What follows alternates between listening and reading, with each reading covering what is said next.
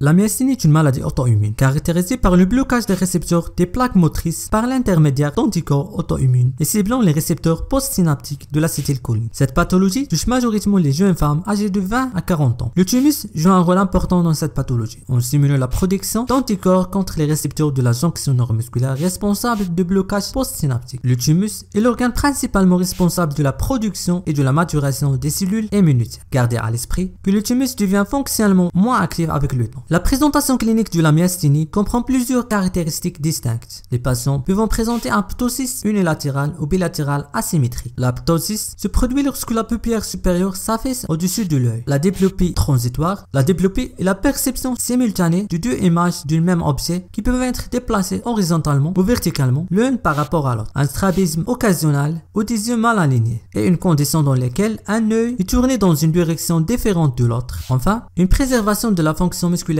intrinsèque. Ces muscles nous permettant de nous concentrer sur les objets, suivant les mouvements et percevoir notre environnement avec précision. L'attitude faciale est évidente sur le visage du patient, avec des symptômes tels que une mâchoire tombante, une bouche ouverte, des rides réduites et un faciès amimique, défini par un manque d'expression faciale. Le patient peut également présenter d'autres signes tels que la dysphonie, c'est-à-dire une voix anormale, des difficultés à mâcher ou des difficultés à avaler, une posture avancée de la tête ou un détresse respiratoire provoquée par une insuffisance des muscles respiratoires qui contribuent à la gravité de la maladie. De plus, une marche dominante et des difficultés à se lever à une position accroupie, également connue sous le nom du signe de Gowers, peuvent être observées lors d'un examen physique. Dans le déroulement des examens diagnostiques et cliniques, le but est de mettre en évidence le phénomène myasthénique en effectuant des mouvements répétés et soutenus, comme la fermeture des paupières qui révélant des signes dont nous avons parlé précédemment. Les symptômes ont tendance à s'aggraver avec l'effort et la fatigue, généralement en fin de journée, mais ils s'amélioreront avec le repos. Il y a quelque chose qui différencie la myasthénie des autres pathologies neurologiques qui sont les signes négatifs, notamment l'absence des symptômes sensoriels. Certains d'autres symptômes négatifs incluant des réflexes et des sensations normales. La troisième symptôme négatif est l'absence de troubles végétatifs, tels qu'un dysfonctionnement sphinctérien. Pour faciliter le diagnostic, divers tests sont utilisés, en commençant par une électroneuromyographie pour évaluer une réponse décrémentée lors d'une stimulation répétitive. Le modèle de décrémentation à faible taux de stimulation nerveuse répétitive est caractérisé par une diminution de la taille de potentiel d'action musculaire composée au cours de 4 à 5 premières réponses. Les tests pharmacologiques impliquant l'administration intraveineuse d'agents anticholinéstérase comme la newstigmine entraînant la régression ou la disparition des signes neurologiques objectifs, en particulier peu évidentes comme le ptosis. Le test des anticorps antirécepteurs d'acétylcholine peut être positif dans environ 80% des cas, tandis que le test des anticorps anti-MOSC est positif chez 40% des patients négatifs pour les anticorps antirécepteurs acétylcholine. MOSC est un récepteur de la tyrosine kinase principalement situé sur le membrane postsynaptique de la jonction neuromusculaire. Des TDM ou IRM thoraciques sont utilisés pour chercher du tissu thymique potentiellement résiduel, ou